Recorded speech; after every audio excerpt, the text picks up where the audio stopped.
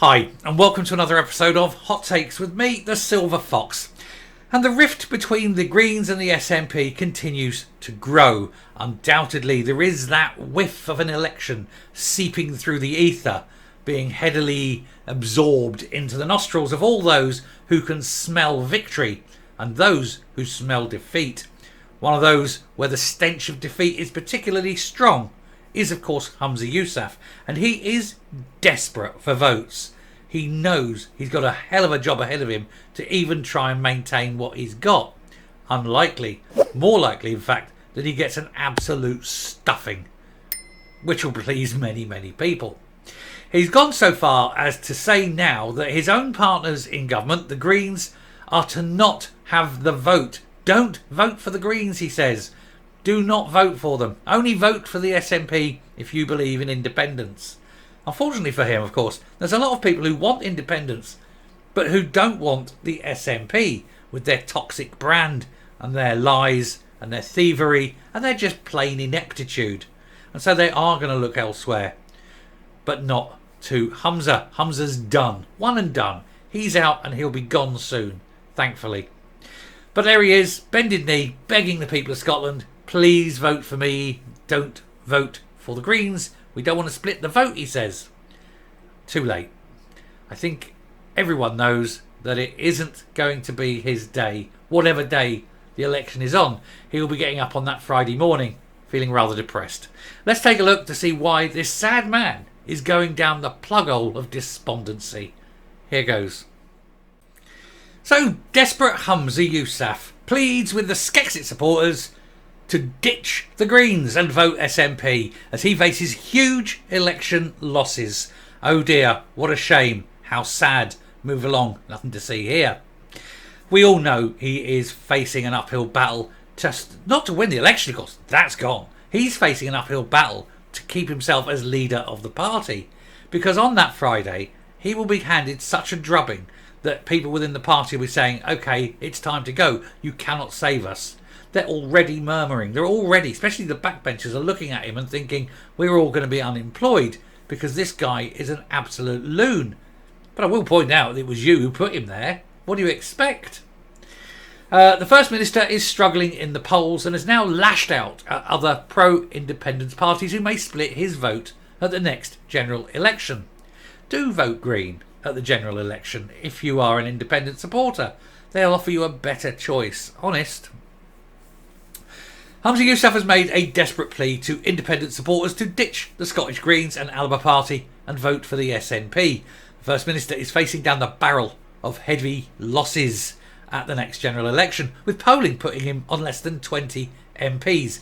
If you had someone who could speak English, they would have written on fewer than 20 MPs, but it alas is not to be. This would mean they would finish second in Scotland, and indeed with a little bit of tactical voting and a few little more swings, they could be down to single figures. That, of course, would put them third, or possibly even fourth, in Scottish politics. That would be humiliating, and that would undoubtedly, on that morning, end Humza Yousaf, and probably the SNP for good. This would be a loss of a majority of his Westminster politicians, with it being the worst results for the Nats since 2010.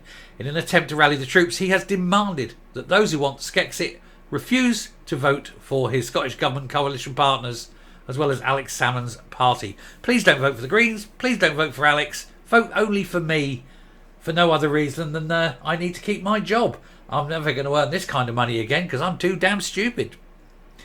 It is the second time the First Minister has launched an attack on the Scottish Greens in the last week, as I did a story about that on Friday, I think it was.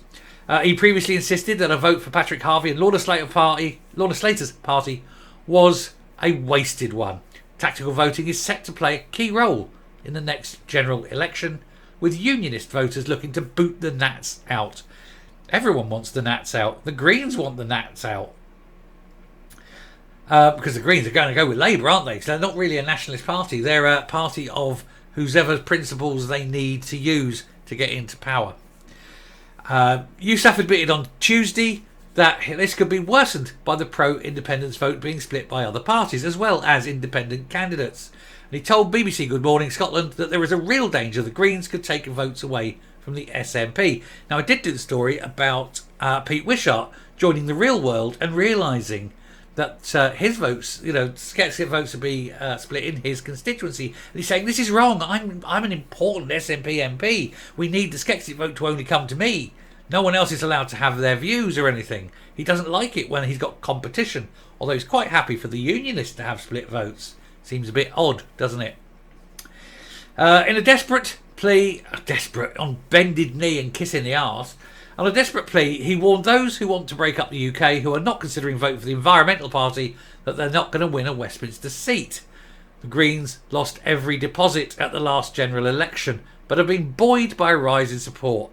Well, the only reason they're getting more support is people are getting scunnered of the SNP. You can only put so much up before your stomach churns, Anyway, it's their first ever council by-election win. They're leading them to field a record number of candidates. They're fielding 32. And of course, most of these will be in direct opposition to the SNP. And that's great news.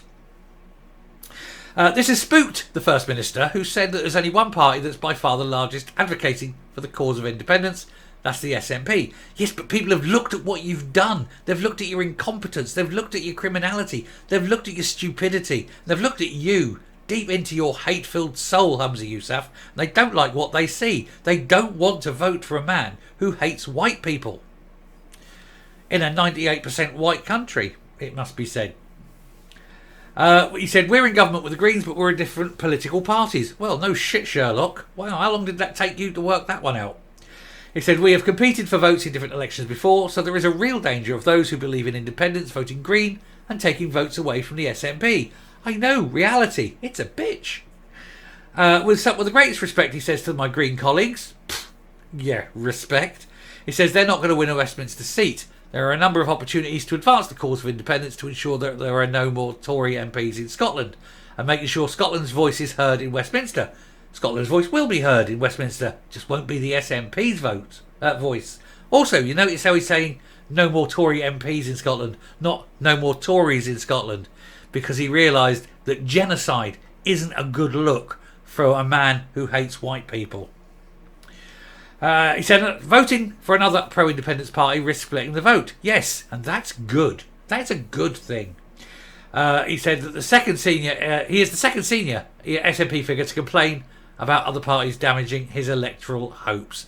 And of course they're going to refer to Mr. Wishart, who I already have, so I won't advance any more on that and we'll come up and finish. But he is a very, very desperately sad man who knows he is going to get mopped come the next election. Can't wait. Coming up. Just in that picture of him holding his hand up while he's standing next to Jeffrey. And I don't know why, it just came to my mind, which was scared lovers try positions that they can't handle. And in case you're wondering what that means, it's the bones of the hand. And it's him putting his hand up, I think, that did it. Because you've got the scaphoid lunar triquestrum pisiform. I can never remember the triquestrum. Pisiform. Trapezoid. No. Trapezium trapezoid. Capitate. Hamate. There you go. That's those. Then obviously you've got the phalange. Not the phalanges. You've got the metacarpals, the proximal phalanges, medial phalanges, and distal phalanges. There you go. See, bones of the hand. Been a long time since I've had to learn basic anatomy. It must be said. Although if you want the rest, you've got scapula, clavicle, humerus, ulna, radius. That's all the bones. 27 bones in the arm, 54 in two arms. It's a quarter of all your bones in your body are in your arms. Marvellous, isn't it? Don't know what brought that there. Interesting tangent, I'm sure, but this is not an anatomy lesson. I'll move on. They are in deep trouble. He knows that his job is absolutely on the line, regardless of what the result of this election is. They are going to lose. They're going to lose big time, but is it enough for him to go? Certainly, if they get into single figures, yes, undoubtedly he'd have to go. And he'll never earn any kind of money like what he's currently earning now.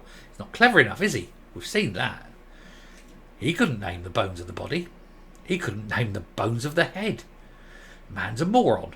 Anyway, thank you very much for watching. Do please hit the subscribe button, ring the bell, leave a like, leave a comment, and go and check out 206 bones in your body. But only if you're an adult. Children have a lot more. Thanks for watching. Bye.